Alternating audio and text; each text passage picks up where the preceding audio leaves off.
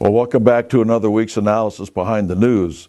I suppose most of you want me to talk about Baltimore, so I'll spend a couple of minutes doing that. First of all, if you've seen the videos that we put out on Ferguson, then you see what we have to say about Baltimore. It's all the same thing. The indictment of these individuals in Baltimore, the police, for the murder of this individual seemed to be a little bit quick for most homicide investigations. So it appears to be a political move.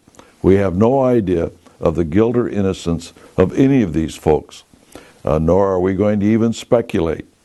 This should be done by the legitimate authorities and leave it alone at that. But the idea of these people being out into the streets, destroying cars, destroying business, and that sort of thing is ridiculous. It always has been. What we are witnessing before our eyes is the changing of society. And society must be changed in order to effect a change in government, because society will always reflect in the government itself. Society puts the government together. Society maintains that government. If society changes, the government will change. And this is why if you read Karl Marx, you'll find that he never really talked about revolution per se. Not the kind of revolution that you think of when we use that term. What he was talking about was social revolution. He understood that if they had a communist revolution and did not change society to prepare for it, then that society would come back and have a counter-revolution and throw the rascals out. So what we are witnessing is a changing in society to prepare for communism. Baltimore, for instance, just to give you an idea of the change in society, all you have to do is look at the public schools. Now on Fox News last week, where they have these panel programs to tell you what to think about the news, you ever notice they don't report the news anymore? They sort of tell you a little bit about the news, and then they spend a great deal of time preparing you how to think about what you've just learned through various panels and that sort of thing. But it came out that the average student costs $16,000 per year to educate in the city of Baltimore, and yet only about 18% of the 8th graders can read. I don't think that's a good return on investment, to be honest with you. But another thing that someone said that would help, for instance, solve the problem in Baltimore would be simply to legalize marijuana. Now, to me, that's a pretty big leap mentally. But maybe they figure that, hey, if the people are smoking marijuana, they don't care if only 18% can read. I don't know what the thinking is there at all.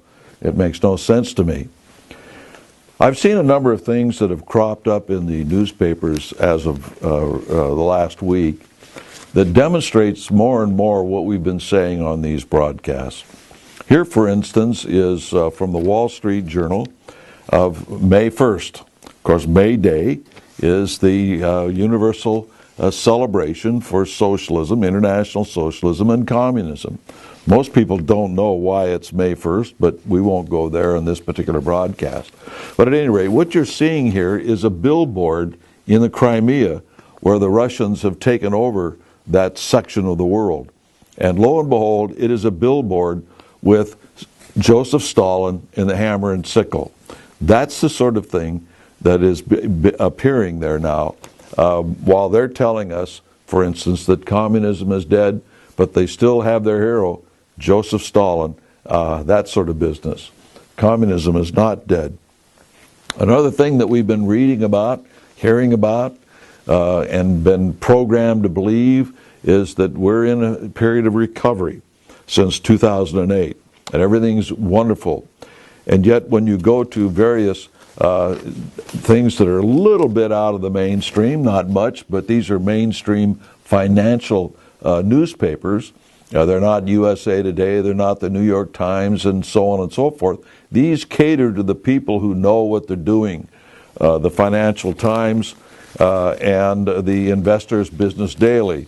And on the front it says here, for instance, in the Financial Times, Fed concedes U.S. recovery has lost momentum. And yet, according to Obama and everybody else, no, we're just doing very well. Another one, Fed hike further off as U.S. economy nearly stalled in the first quarter. That's the sort of thing that you read about in the financial newspapers as opposed to what you read about in your mainstream newspapers, where it's all pretty much fluff. They found that the average reader in these things, for these things, aren't interested in economics. They don't know economics.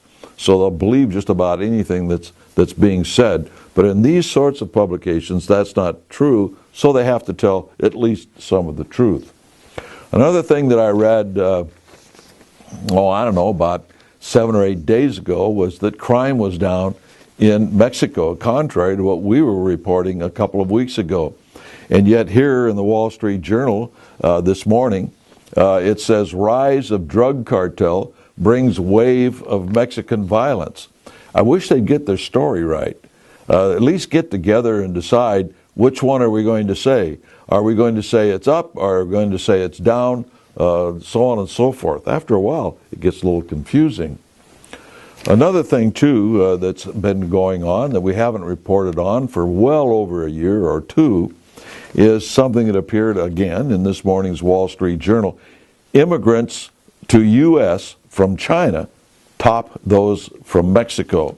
So this little article here is about the fact that the immigrants, now these are legal immigrants from China, legal immigrants from India, and legal immigrants from Mexico, that the immigrants from China now outnumber the legal immigrants from Mexico.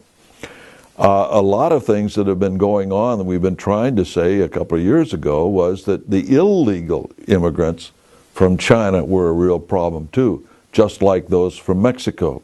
And even I've seen video of long lines of Chinese being led into the United States from Mexico illegally, from Canada illegally.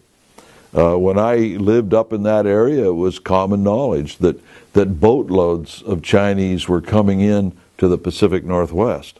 The only time you'd hear about it is during a storm, when these ships might be thrown up against the shoals along the rough coast of Canada, British Columbia, and western Washington.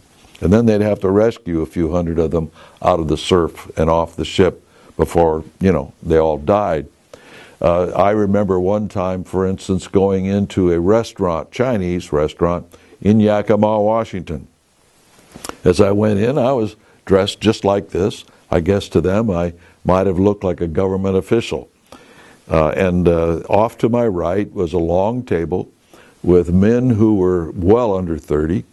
They all had crew cuts. They all had the same cheap short sleeve shirt. They all had expanding waist, thin cloth pants, and they were all wearing deck shoes. I mean, they were all out of the same stamp, in other words. And there were about 24 of them, and they were all eating. And when I walked in, they stopped eating and looked at me. And when I showed disinterest, they all went back to eating. And it was rather obvious that these men were not here in country legally. That sort of thing goes on a lot. The question, of course, you have to ask is why these people are doing this. Why are these young people coming in of military age into the United States from China? And nobody talks about it, but it's there. And I've mentioned many years ago on these broadcasts, 3 counties in western Washington published the voting ballots in Chinese as well as English. That's how it's become a problem on the West Coast. Questions to ask. I don't have the answers. I have speculation, and I'm not going to give you speculation. I only want to give you the answers. But it does raise a lot of questions, doesn't it, about what's really going on when our government is looking the other way with all of this illegal immigration that's coming into the country, and why, so on and so forth. Anyway, these were some things I kind of wanted to touch on this week, just to let you start thinking in various ways about a number of different situations that you read about in the news. Until next week, we'll see you then.